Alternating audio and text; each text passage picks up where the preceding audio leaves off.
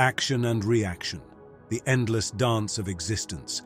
Every thought we entertain, every idea that passes through our minds ripples across the tapestry of existence. Vengeance is mine, and I will repay, says the Lord. An everlasting truth, an unchanging law of correspondence. Nothing can defy it. It all comes down to the law of cause and effect, which is so absolute that even the slightest idea sets it in action. Have you ever been amazed at how quickly it acts? Almost took us off guard. You see, we are the creators of our world and the directors of this cosmic show. If we are entangled in the web of old concepts, we must soar, rise above them, and consider loftier ideas. We are, after all, dealing with the unchanging rule of cause and effect. It never sleeps. It receives every idea and acts on it without delay. This is the intriguing part. Even if we've been clumsy with this law and tripped over its complexities, atonement is attainable. We do not need to falter. We merely need to turn away from the old route and start on the new. As we climb, we pass from the old to the new law, a law that is being shaped specifically for us. When we merely want for the best, the shadows vanish, never to return. The dynamic interaction between our inner ideas and external factors is essential for understanding how to manage the outside environment. By dominating the inner sphere, people frequently become ensnared in the web of societal expectations, reflecting what they see and repeating what they hear. It is our nature to be affected by the world beyond our intellect, sometimes becoming unsuspecting participants in a drama we did not write. We think because we are thinking creatures, and that thinking always brings events and circumstances into our life. One significant reality to understand is that our minds operate like sponges, absorbing everything they experience, favorable or negative. The receptive nature of the mind is universal. It does not discriminate. As a result, our ideas and internal reflections shape our exterior world. It's similar to the rule of cause and effect, a basic idea expressed throughout history by great minds like Albert Einstein, who famously declared that imagination is more essential than knowledge since knowledge is limited and imagination encompasses the entire universe. In our quest to take control of the outer world by dominating the inner, we must be diligent in protecting our mental sanctuaries. We are thinking beings, certainly, but we also have the ability to select what we accept into our thoughts. We may either passively reflect the external environment, repeating old patterns, or we can deliberately modify our ideas and beliefs to reflect the reality we want. To do this, we must transition from reactive thinking, which is influenced by external factors, to proactive thinking, in which our inner world is the source of all our actions and experiences. As James Allen so beautifully put it, you are now where your ideas have led you. Tomorrow, you'll be wherever your ideas lead you. The belief that controlling the inner world leads to mastery of the outside world is driven by the power of thinking.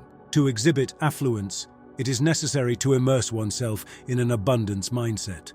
This technique focuses on constructive thinking and the regular use of language that promotes success. We broaden our attention, a simple yet powerful concept.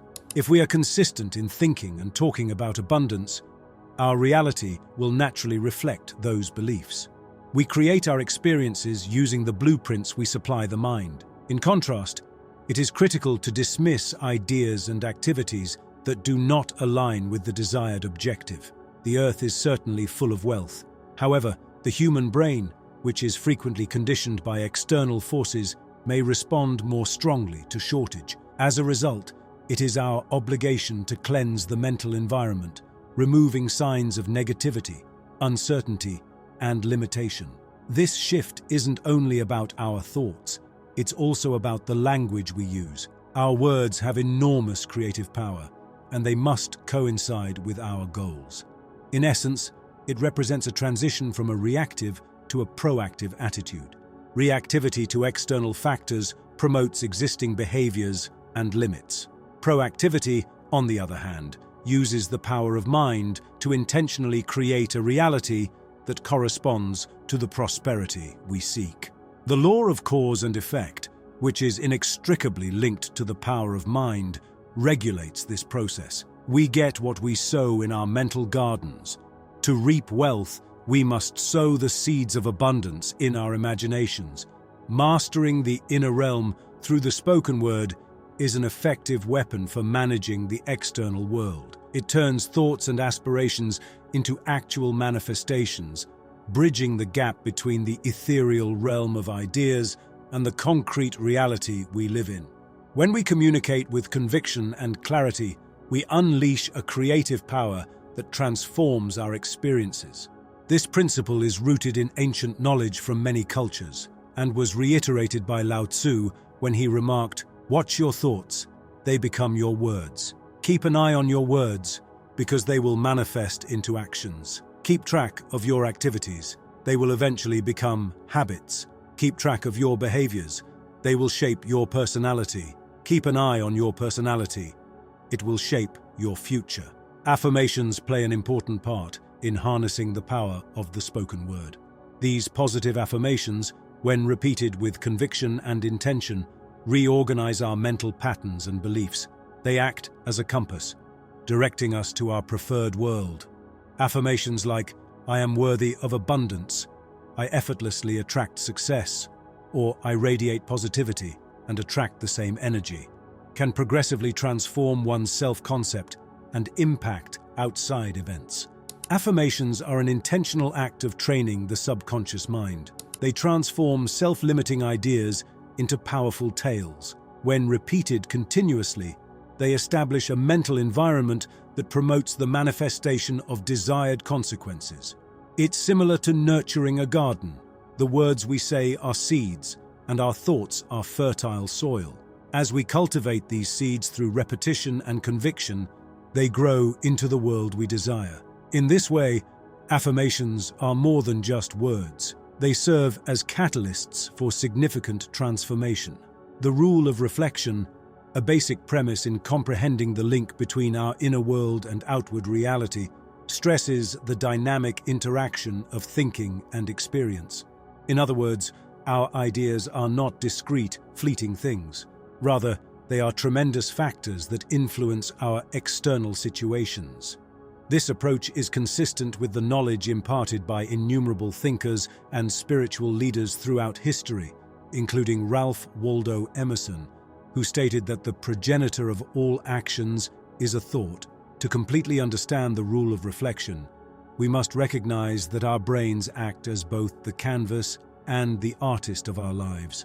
Every idea, belief, and goal we have adds a stroke to our mental canvas, forming a vivid depiction of our exterior environment. We can never have experiences that go beyond what our minds can imagine. If our beliefs are based on restriction and negativity, our exterior experiences will undoubtedly reflect those constraints. When we cultivate a mindset of plenty, development, and happiness, our world reacts accordingly. The law of reflection encourages us to be diligent curators of our mental landscapes. Life is not something we observe idly. Rather, we participate in its creation. Every thinking, whether conscious or unconscious, has an impact on the mirror-like reaction of our surroundings. As a result, conquering the inner world precedes dominating the outside world, which involves matching our ideas and beliefs with the reality we seek. It requires us to make deliberate decisions about what we accept into our brains, avoid self-limiting ideas, and build a mentality that attracts success, fulfillment, and positive transformation into our lives.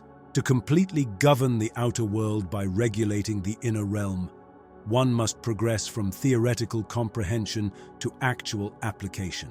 Living the truth becomes the foundation of our quest. It is not enough to recognize the power of ideas, words, and beliefs. We must also actively embody these concepts in our daily lives. The shift from conceptual awareness to lived experience is where substantial transformation takes place. Living the truth requires a commitment to connect one's ideas, words, and actions with the intended reality.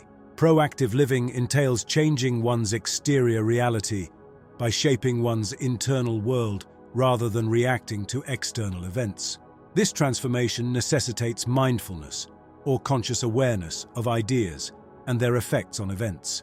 Individuals are taught to avoid passively replicating the outside environment and instead actively shape it. Furthermore, living the truth requires discarding old routines and ideas that no longer support one's goals. It's similar like washing a canvas in preparation for a masterpiece. To overcome negativity, doubt, and self-limiting narratives, one must adopt an abundance, optimism, and growth attitude.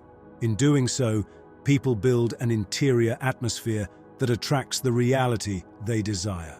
Living the truth is a constant process of self-awareness, intentionality, and alignment. In this way, one's inner world exerts transforming power over the outside world, allowing their lives to align with their greatest wishes. Finally, people who have not yet attained enlightenment may reject this path. However, genuinely great people maintain an inner serenity in the face of chaos, unflinching in their commitment to principle.